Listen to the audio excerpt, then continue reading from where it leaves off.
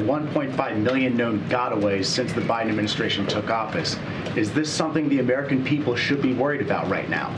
We continue to remain vigilant. And a lot of them have been able to come out on their own terms and either request the president step aside for a different candidate or stand behind the president. So I think this week you're going to see a lot of movement in terms of meetings. You're going to see a lot of movement in terms of members of Congress being pressed on this issue over and over again. How do you square that, and what do you think is going to be different this time with former President Trump as your party's nominee? Well, the last two cycles, we've actually grown our numbers in the House. While Leader Schumer strongly supports a crackdown on Zinn, other top Democrats aren't as vocal. Does the administration believe there should be a crackdown on Zinn? That's something for FDA to speak to. Freedom Caucus members are hoping to use the upcoming shutdown showdown to leverage border security policy. Are you endorsing her? I think I've indicated that.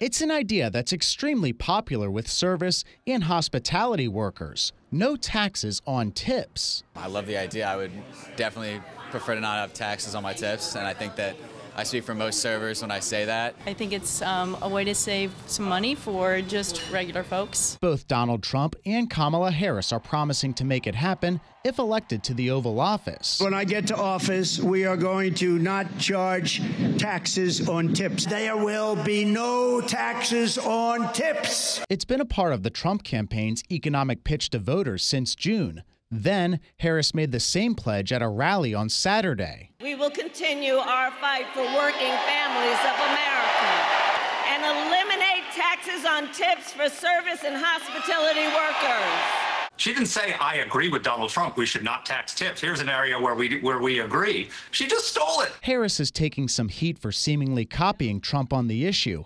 Regardless, the idea is gaining bipartisan support in Congress, with two bills making their way through the House and the Senate, even though a budget watchdog warns this practice could decrease federal revenue by up to $250 billion over the next decade. It would create an enormous incentive to shift income from pay and wages to tips. Any policy ending taxes on tips is likely to need the approval of Congress.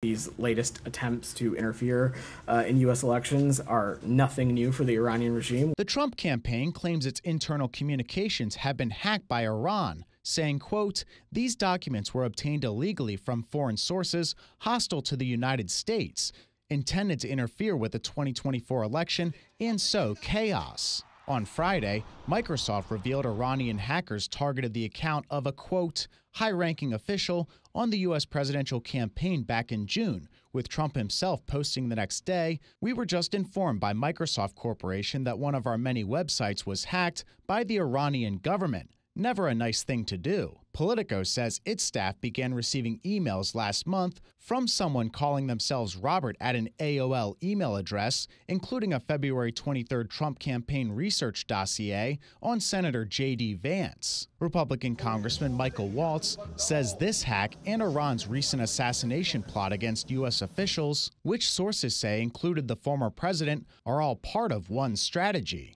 They're trying to kill him, and we know from the intelligence community Iran doesn't want Trump back. Why?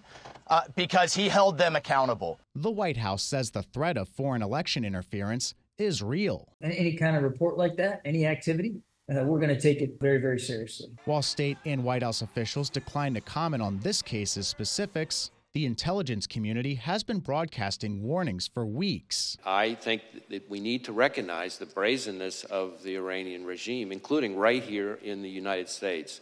And I expect that we're going to see more of it.